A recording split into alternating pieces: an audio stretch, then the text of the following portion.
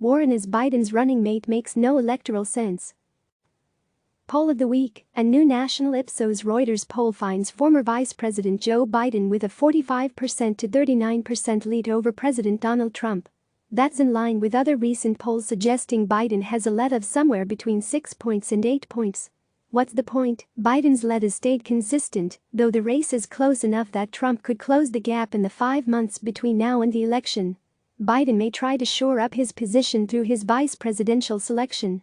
A potential running mate who has gotten more attention recently is Massachusetts Senator Elizabeth Warren. But a look at the data reveals choosing Warren makes little sense electorally speaking. Start off with the fact that selecting Warren could cost the Democrats a Senate seat. Outside Massachusetts changing its law, a Warren Senate vacancy would be filled by Republican Governor Charlie Baker. So what could possibly make Biden risk a Senate seat by choosing Warren?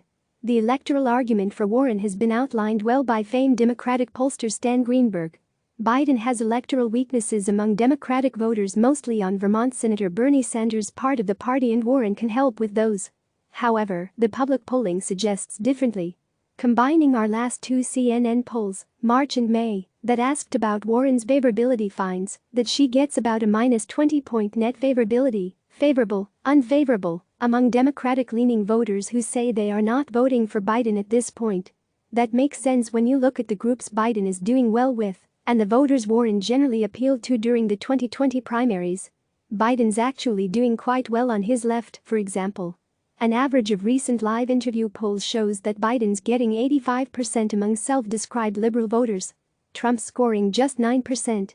4 years ago, an average of pre-election polls taken after the third presidential debate put Hillary Clinton at 77% and Trump at 10% among self-described liberal registered voters. In other words, Biden is doing better than Clinton did among self-described liberals. Another group where Warren showed real strength in the primary season was among white college-educated women. In states with entrance or exit polls, Warren got 22% of their vote on average, compared to the 13% that she got overall in those states.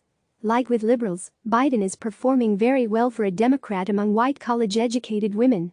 An average of recent polls puts Biden at 61% and Trump at 36% among them.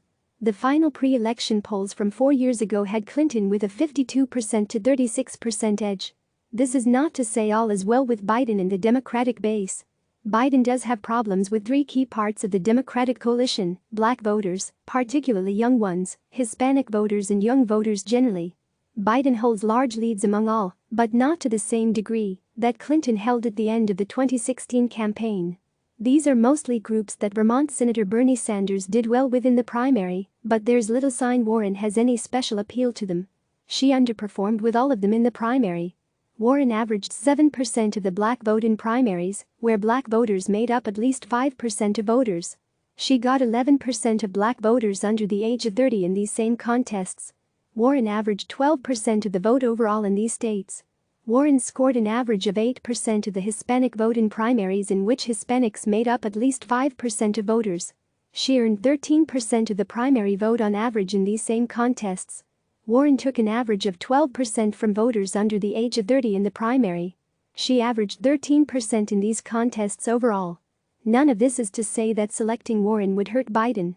The political science literature indicates that vice presidential picks don't make much of an electoral difference, except for maybe a slight home state boost, and Massachusetts is already quite blue. Polls that indicate they can be game changers generally use flawed design. Nothing discussed above or in Warren's electoral history suggests she will break that streak, given she has underperformed the Democratic baseline performance in her Senate runs. If Biden's going to put a Senate seat at play with no real shot at electoral payoff, he'd need not to have any other potential candidates. He has so many of them that my colleague Chris Eliza has a regular column ranking the top 10 of them. Click subscribe to receive the latest news.